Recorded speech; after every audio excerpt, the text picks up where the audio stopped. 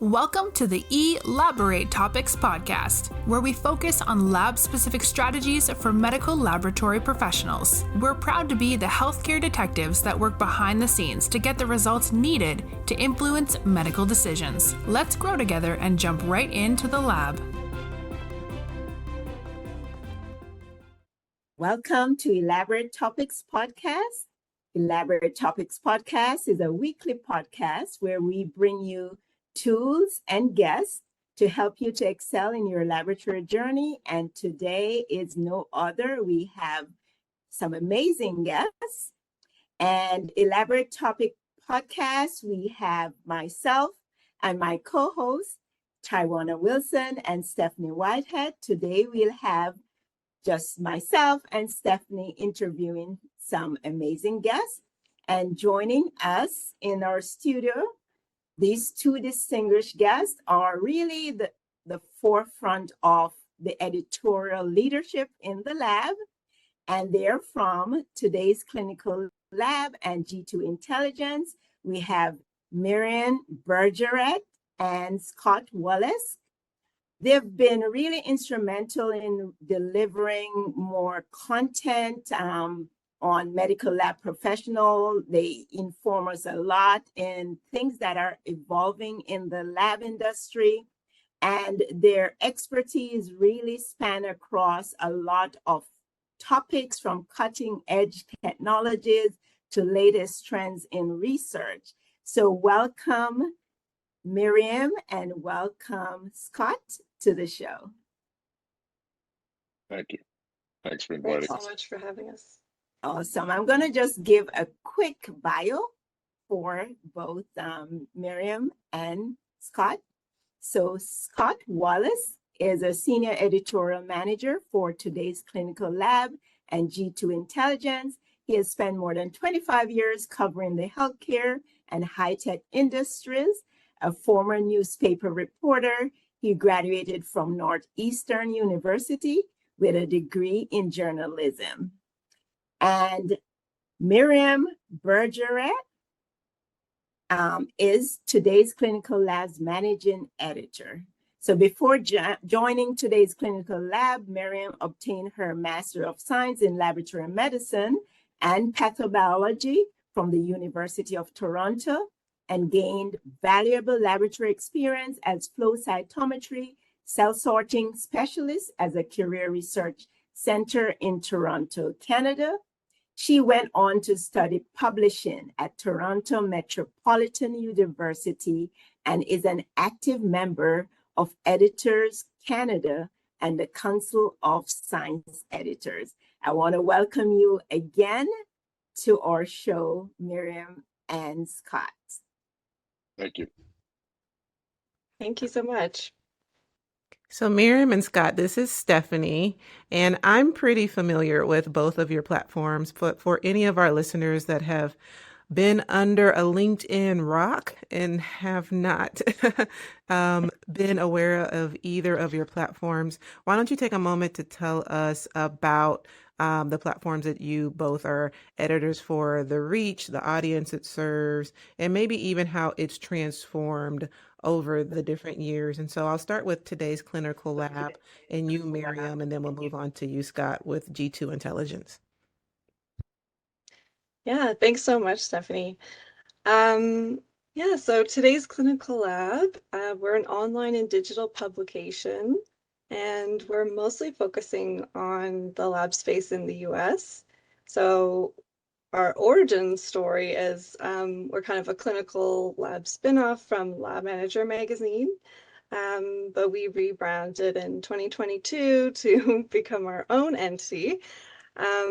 So we try to focus on kind of those core topics of leadership and management, sort of where we came from, but we've also been expanding a lot into management, education, training, and also hitting those kind of big topics right now, especially since the pandemic, trying to create more content around things like burnout, mental health, well-being in the lab. So yeah, we're really happy to still be active in the community. We've been able to get back to conferences recently last year, which was so great to finally meet a lot of you in person. And I'm really looking forward to conference season this year. So yeah, I'll let Scott talk about G2 a little bit. Okay, yeah, thank you. G2 kind of has its roots way back in the early 2000s. So anyone who had been kind of following some of the lab compliance stuff in the US may be familiar with some of their publications from, National Lab Reporter was an old one way back when. It went through a series of acquisitions, ended up at our parent company, and now the flagship publication we put out from it is called Lab Industry Advisor. And I think what separates it from today's clinical lab are two main areas. One, G2 is a subscriber product, so people are paying to read it, much like a daily newspaper type of setup. The other thing that to me differentiates them from my end on the editorial is G2 really focuses heavily on US regulatory stuff, such as Medicare compliance or billing and coding needs.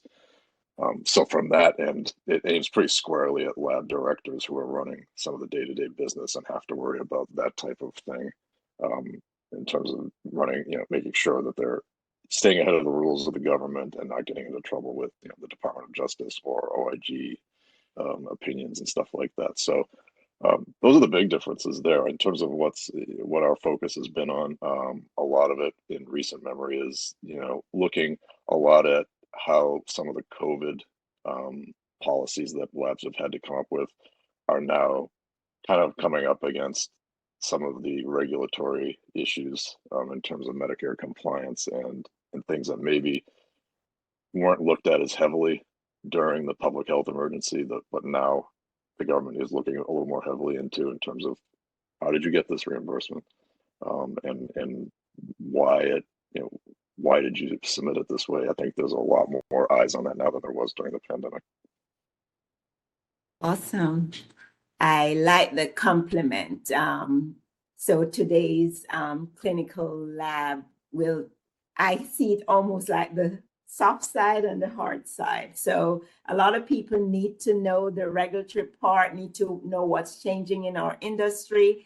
And also they want to know some of the things that are going to help us as professionals. So with a lot of the reviews that you have done in terms of the editorial, what are some of those hot topics right now that's really relevant that either you have seen recently or you have seen over the years that's really relevant to us as medical lab professionals to kind of give them that little taste so they can come searching for a lot of these topics that's going to be helpful? Maybe Miriam could start. Sure. Yeah, I mean, over the last several years, there's been a lot of focus on shortages, so staff shortages, cuts in reimbursement, and sort of the human side of that, what it means for lab workers, how can managers do more with less, how can they advocate to their hospital leadership, for example. So we focused a lot on providing tools and resources to the audience. So kind of like, I guess, that soft side you said. So perhaps in the clinical training programs, you're really getting that scientific side of the education. And we're trying to sort of fill in the other part of the job, right? So yeah, we've had a chance to talk to see new advocacy groups, right? Grassroots organizations rise up. It's been a privilege to talk to them, get to interview them, and help them spread their message. So that's one aspect of it. And in the last few months, we've been focusing a lot on lab developed tests and proposed changes from the FDA. I think when I first joined today's clinical lab in 2020, this was one of the main issues that I learned about as a Canadian. And so it's been a story that we've been following closely, just trying to get, the best and most accurate and timely information out to people. But yeah, I think lab automation too has been a large discussion this year, and Scott was recently at SLAS, and yeah, how was that conference for you, Scott?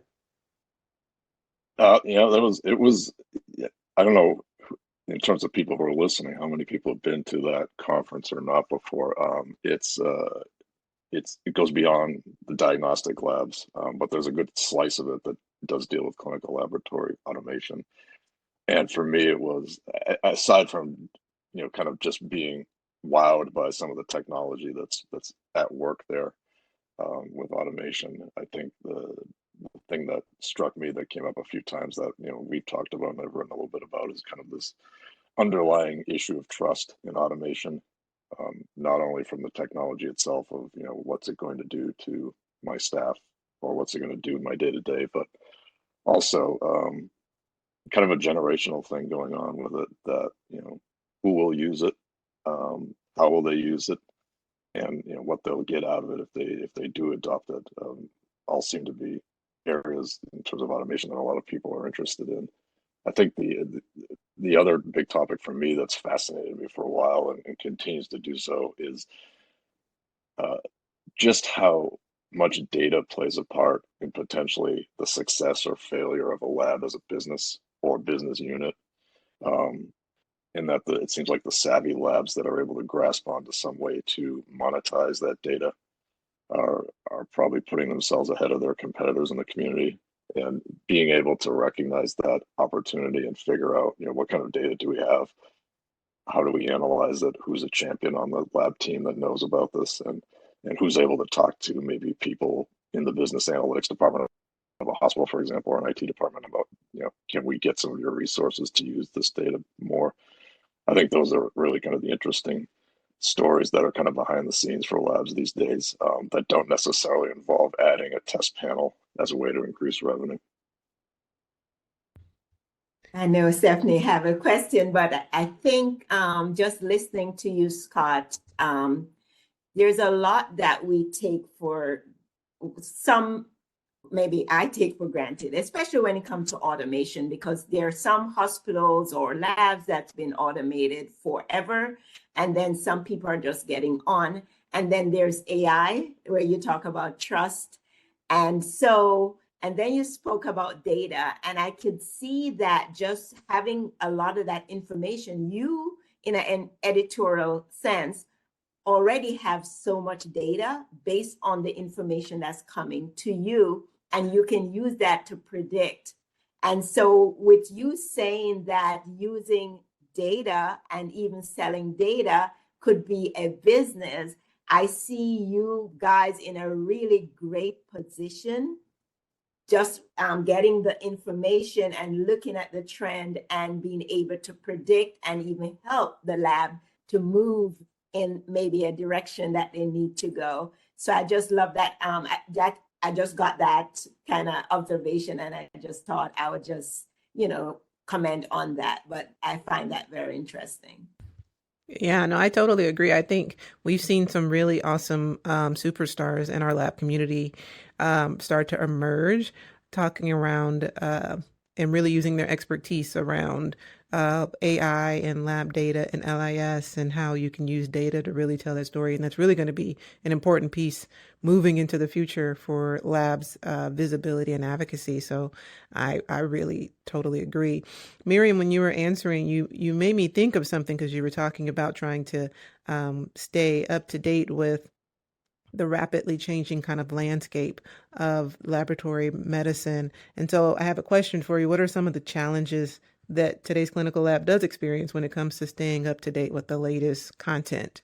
Do you have a way within your organization to really farm those things out? Because things like LDTs, automation, the FDA ruling, those things kind of change quickly. And so do you have mechanisms to really quickly pivot and help our community stay up to date on some of those changes? Yeah, part of our mission is really to be a platform and really try to center experts in the field as the main voice. So it is a challenge to stay up to date in terms of we're not in the labs, right? We're not on the ground facing the day-to-day challenges. So we're really relying on people being open and sharing their real experiences with us. And then equally with experts sharing their insights and opinions, through our articles and our blog and also our webinars. So I think that is, I guess, our main strategy is going out there and finding people who want to advocate, who want to speak out and want to share their insights. And yeah, we're always looking for new voices, people who want to share. Well, is that the same for you too? Also, Scott, with G2 Intelligence, how does your platform find those new and breaking stories and really focus on getting that up-to-date content out? Yeah, some of it is a struggle at times in terms of because, you've got the internet, you've got people on their phones, they can, if you were following LDTs and that was one of your things you like to follow, you could, you know, follow that news on your own straight from the FDA and read it through, and kind of be your own news source. And I think, we've kind of realized that, you know, and I think a lot of business publishers have realized that trying to break news these days is really hard when you're using a website and you're going, posting at whatever intervals you're posting at. So I think for me, I've seen more of a trend towards, not trying to necessarily break the news, but trying to report on it and analyze it in a way and bring the value through the analysis of it in terms of, what does this mean for the lab? What does a lab director or a bench worker need to know about this rule or regulation or whatever topic we're writing about? That's the type of stuff that's, often missing from kind of the general reporting on stuff you see. And I think we can bring that both from, my background in journalism. I can bring that aspect to it. Miriam could bring the aspect of doing journalism with a science background to it as well. So I think that's a nice compliment for us in that sense. But yeah, I think also just trying to understand what worries people out there in the industry helps me to decide how to report something, and maybe give it a different hook to it that, helps us differentiate ourselves from our competitors. So I think that's also part of the game too, is not only how do you get the news out, how do you do it, but how do you do it in a different way? And I know both of you have a very extensive background in journalism. And Miriam, in your bio, Lori, Lona read that you are still an active member of the editorials of Canada. And so, what do you think are some of the biggest challenges that are facing just your arena of journalism right now? Starting with either one of you. Oof. Well, if you're paying attention to the news, it's a bit of a tough time for the media. There's been a lot of layoffs. A lot of news organizations have been cutting staff and costs recently. But just in general, one of the growing trends has in a way been connected to the science issue around misinformation and disinformation, which is like fewer people fact checking available for fact checking, staff for fact checking. So especially as we're going into an election year, sorry to mention politics, but it is something that, is always in the back of our mind. So sorry, I forgot where I was going with that one. But yeah, misinformation and disinformation is definitely a big issue that we've been encountered, especially online. So like you've seen that during the pandemic, it's great to see all the online communities and discussions that have been started. Collaborations and scientific collaborations have come out of it. And for us, it's great to be able to actually go into those discussions online with people. But from our point of view, we're always striving to fact check, to use, primary peer-reviewed research, make sure that the sources that we're using are credible so we can provide the best content for our readers. I think Awesome.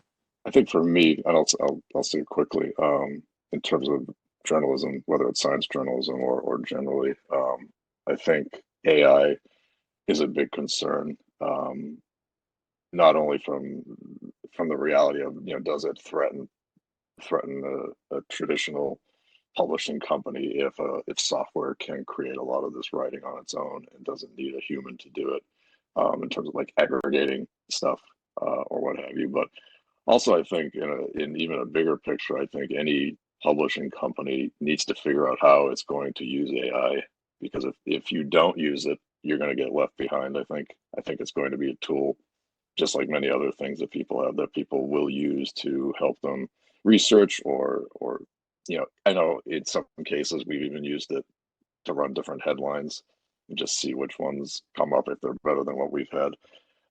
So I think the sooner that any media company can get its hands around that and get a policy and try to figure out what's a fair use of it, what's an open, transparent use of it that readers can understand, I think that's probably best for everyone, because I think AI will be in everyone's job at some point. And I think, I've got kids in high school. I think by the time they're in the workforce, it's just going to be another tool people use. Totally agree. And your profession is not unlike laboratory medicine, because we hear that in our arenas too, that people wonder how AI and machine learning and all of these things are going to threaten laboratory jobs in the future. So it's interesting to know that that's something that's not singular to one profession, but we're all kind of wondering how this is either going to help or aid, and how we're going to use it in the future. So. Yes. So I like a lot of what you just said. Something you said in terms of the challenge, that was, yes, everybody have access to the information, but you did say it depends. There are two things that I brought up: the way it's synthesized, and another thing that was brought up is, Miriam said, fact checks to stand out. And then I started thinking about a lot of us who go on social media. We have a lot of these discussions. We try to advocate for the profession, and then there is today's clinical lab that you have published a lot of important information like LDT and so on. I am more seeing it as like, how can we change the way we do things without being redundant, or people are not interested anymore because they already have the information. So with Miriam using fact checking and being part of this whole discussion and synthesizing the information in a way that everyone can understand and make sense of it, there's a lot of us that's going on, and we're advocating and we're using social media as a platform. How do you see yourself, and how do you even see others in terms of that benefit of using social media, using journalism to really advocate for our profession? How can we kind of come together and make it really valuable? God, do you want to start with this one? Yeah, Scott, sure. you want to start it? Because I Sure. kind of heard that trend. He was talking about moving away from the traditional way of journalism, and how do you see us using social media and Yeah, journalism combining I to think it's a good, it's an interesting topic that you bring up there. I look to something like LinkedIn, for example, and I get a fair amount of news from LinkedIn just going through my feed there, and I think that platform um, has some benefits in terms of social media, because it's at least touted as a professional platform. You tend to see the discussions are a little more solidly in the, you know, how is this whatever issue affecting my job, or stuff like that. So I think that can be an effective way to talk to people through there, and people will read long form content on there. I've been at past jobs where the debate has been, do we put something up on LinkedIn and see, do we put it up there and gain more viewers, even though they aren't coming to our own site? So you don't get the benefit of, uh, page views and metrics like that you would look at on your own website and your own domain. But do you reach a broader audience by going to another website, in this case LinkedIn, and trying it that way as a way to reach out to people. So I think that can be it's kind of a double-edged sword for a lot of publishing companies to do it like that, because they want those metrics of people coming on their site, because a lot of advertising is based on that. But in terms of reach, LinkedIn's pretty far-reaching. I think we've got to be careful on certain social media sites. I think, X, Twitter, has turned into a problem in terms of, I think it doesn't seem to matter what topic you're talking about on Twitter, it turns into an argument that very rapidly goes beyond what the original topic ever was. I know I've tended to stray away from that. I used to be fairly active on Twitter back in the day, and I found a lot of healthcare people were active on it as well. But now I think it's tough to be on there and have to tiptoe around all the time on it. So I've tended to get away from it. And I think I'm also intrigued. I don't know if I've ever been able to convince, someone at a publishing company who tends to be older, people who have been around a while, who tend to run the ship. I've never been able to convince anyone that something like TikTok might be a way to go. But I'm actually I'm definitely interested in watching how other news organizations use TikTok to spread their own message and to get information out to people of younger crowds, and how video works into that. I think that's another area would be cool to explore, but we haven't got there yet. I can guide you. I'm in. We should talk after. So if I could add like a specific example, I think when CMS wanted to recognize nurses for high complexity testing, that's something that really activated the community. And so, you have the advocates going on social media platforms. People were speaking out, opposing it. Organizations were releasing statements. But people were also giving media interviews, going on podcasts and talking about it. So I think that that's one way that social media has really benefited lab advocates. And, of course, recently they have reversed that suggestion. So it seems like a little bit of a success there. But yeah, we're excited to see that. I've seen a lot of Instagram accounts of people just trying to make the lab fun, doing, catwalks, dances in labs, and trying to get younger people interested in the profession and aware of it, because we've ran a lot of articles about outreach, especially in high schools, because people just don't know about this profession. So yeah, it's nice to see those things happening and to also participate and help support them. Well, one thing you mentioned is something that we all talk about and we've been talking about for decades, is that people just don't know about our profession. And both of you kind of mentioned things that were really prevalent and relevant to that, which is, many of us, if you have social media, you have a platform, you have a way to be visible, you have a way to be advocates. Now that can go awry and left sometimes if you are in some of those rooms or in some of those conversations on X that Scott was talking about, or that can go in our favor if you are using it in the way that Miriam just talked about in her example with the CMS ruling with the nursing. So I have a question for both of you. Just knowing the power of a personal platform and knowing that, our voices individually build to a huge collective voice, especially when it comes to advocacy and, outreach and reaching the younger generations and helping them understand what we do and introducing them to STEM.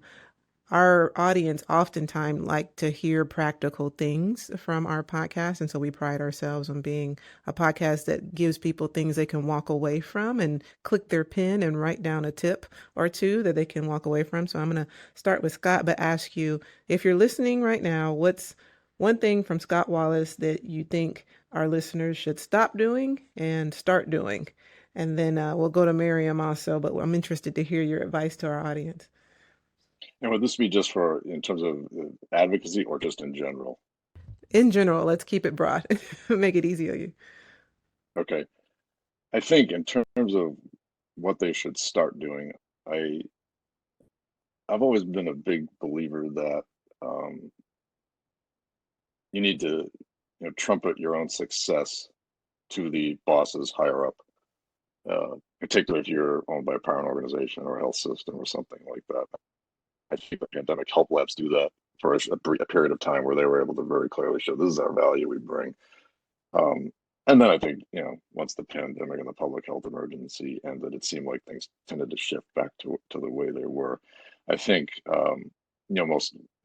I would imagine most lab directors don't spend a lot of their day-to-day thinking, how do I paint this picture to an executive of what we do so that they understand the work that's involved here and the revenue that's involved here. And I think if you can find people of like minds and other departments who are having the same challenges and can kind of collectively bring those efforts together into some sort of group or committee and then approach executives as a group, I think people would tend to respond to that higher up the chain more in terms of we need more resources, here's why, and here's the different departments it affects, or we need more staff and here's how it's going to help these other departments. I think that's something that I think would help labs kind of shake off that feeling that we're, left alone here to fend for ourselves with our reimbursement and our staff cuts and stuff like that. And, maybe make them part of a bigger push within a parent organization to show the value of some of these departments that don't get the spotlight all the time. But I think that would be one thing I would encourage labs in general to do. In terms of not doing any anymore, that's an interesting question. I am not a clinician, so I can't necessarily speak to clinical stuff that has fallen by the wayside or that people shouldn't be doing anymore. I think from a business perspective, I think one of the things that I learned when I went a few years ago, I went to work for a software company. Hadn't worked at a software company before, and quickly realized that I was pushing the age curve there in terms of being. I may have been the oldest person in the marketing department at that point. I was in my late 40s, so there was a lot of younger workers there, and I looked at what they were doing and how they were doing it and started to draw just some inspiration on not only just how I did my work, but also how I thought about things a little bit.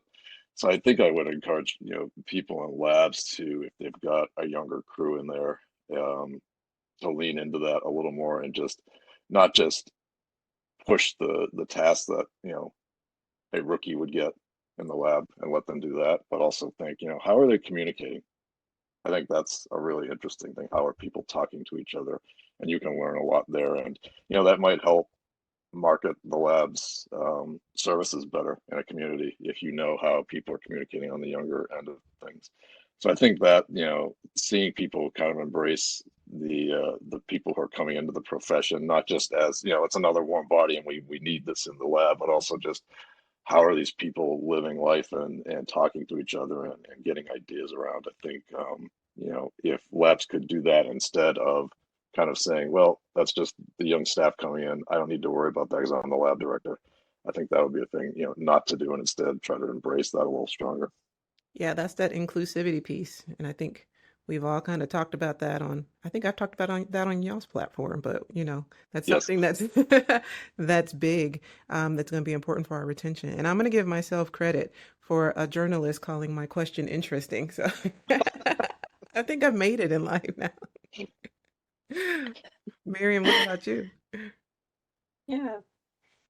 I'll add that outside of sort of advocating for yourself, maybe upwards, right?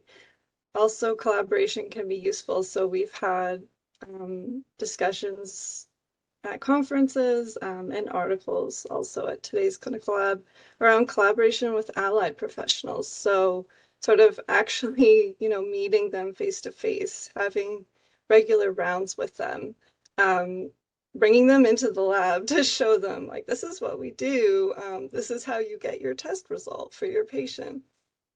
And trying to build more bridges so that you're actually creating advocates for you, right? Because it can get tiring to be doing all of that yourself. So really trying to build some allyship within your organization has been, what I hear from readers, a really effective approach. So That's one thing I would recommend. And then, getting involved outside of the lab. So it kind of just goes a little bit back to the conversation around outreach, but also getting involved in professional organizations, committees, and their initiatives around governments, and policies. So we we're participating in the Lab Manager Leadership Summit this year. We have some events, and one of our speakers is going to be the CEO of the Medical Laboratory Professionals Association of Ontario. And so, Ontario is a province in Canada, and it's probably not on your guys' radar, but during the pandemic, they really kind of stepped up and were able to become a national voice for lab medicine in Canada to advocate to governments for more funding, and more training programs, bringing in more people, and so she's going to be the CEO is going to be there. She's going to be giving our keynote, and sharing some practical strategies that they used. So I know the legal and government landscape is different in the US, but yeah, it's getting involved outside the lab, I would say, is key, because not only are you helping amplify voices together, but yeah, you're providing yourself with something active to do with your frustrations in a way to make sure that you're getting heard. Awesome. And you're kind of touching where as I close, I just want to have you expand on your upcoming events that's coming on. And just FYI, we actually had your keynote as a guest on Elaborate Topics. So we'll be promoting once we publish that episode. So kudos there. So tell the guests as we close, what are some of the upcoming events that they should be looking out for from today's Clinical Lab and G2? Yeah, so as I mentioned, today's Clinical Lab is going to be participating at the 2024 Lab Manager Leadership Summit in Denver, Colorado. It's April 29th to May 1st, which I know kind of overlaps with Knowledge Lab, but the clinical events are going to be the first day, April 29th. So we're still hoping people can fly out and join us. So we'll have a full day events with Michelle Hode, as you mentioned, the clinical speaker.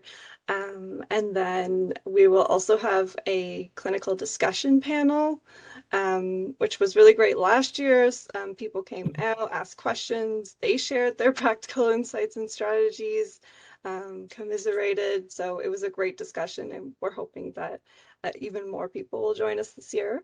And then, of course, you, Lana, Stephanie, and Taiwana as well will be hosting a workshop for leaders. So yeah, we're really excited about that event. And we also have a digital event coming up, which is centered around women in leadership.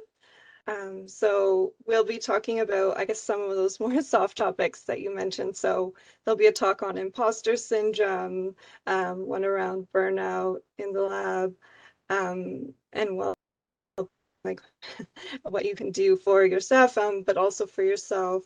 And yeah, it'll be a great event. I think the nice thing about both of those events is that they do kind of get at different topics. And we were talking about the clinical kind of harder topics versus the softer topics. I think what you'll see in person at the summit is definitely some of the harder edge topics that the clinicians will relate to. Whereas Miriam had mentioned the digital forum on the women in leadership hits some of those softer skills that are just as important in terms of running a lab and relating to workers and relating to people. I think it's a nice balance there, and we're excited about both of them. Awesome. And another thing, I'd want to make sure that the guests can connect with you, connect with your platform. So give us some information how our listeners can learn more about how maybe if they want to submit articles, if they want to make suggestions for articles, how can they connect with you and your platform? So probably the easiest way is to go right online, which will be for today's clinical lab. The address is clinicallab.com. For G2 Intelligence, it's g2intelligence.com. You can definitely get in touch with us through our emails there, and both those sites will list out kind of our editorial guidelines. If you do want to submit or are interested in writing or contributing, you can read through there and see just some basic guidelines of what we expect and how we like stuff to be submitted to us. I don't know if you had anything to add to that, Miriam, since you deal with a lot with those submissions directly. Yeah, you can reach out to us through our emails on the website, but we're also open on LinkedIn as well. So for those who prefer the more digital platform, you can send us over a message. Well, thank you both for joining us today. This has been really informative. We have truly enjoyed the collab. I think as a podcast group and individuals that have worked with both of your platforms before, I would tell listeners, I too thought, well, I've got nothing special to share. What can I say in a blog or an article?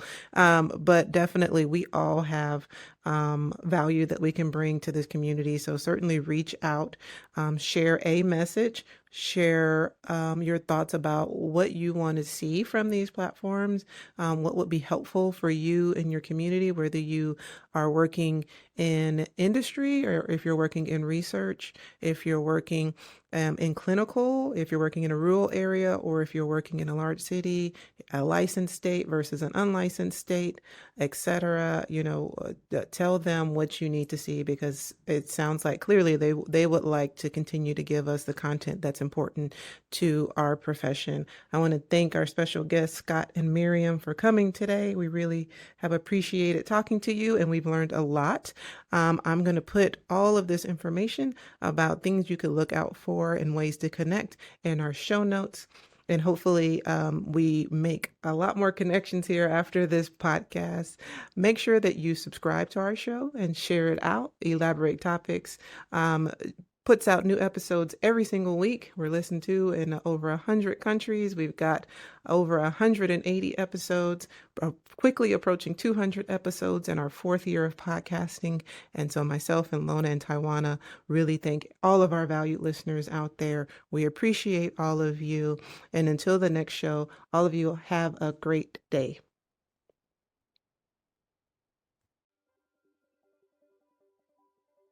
Thank you for tuning in to another episode of Elaborate Topics, where your hosts discussed relevant strategies for laboratory professionals. Please subscribe to this podcast on your favorite podcast platform and listen to us on directimpactbroadcasting.com. Stay tuned for another episode with information you can use to excel in your laboratory career.